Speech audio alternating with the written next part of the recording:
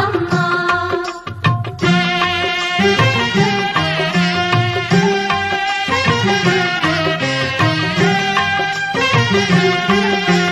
పసుపు కుంకుమ పువ్వులు గాజులు అతివలకిచ్చే తొలి ముత్తైదువా పసుపు కుంకుమ పువ్వులు గాజులు అతివలకిచ్చే తొలి ముత్తైదువా దీర్ఘ సుమంగళి వరములనీయవే.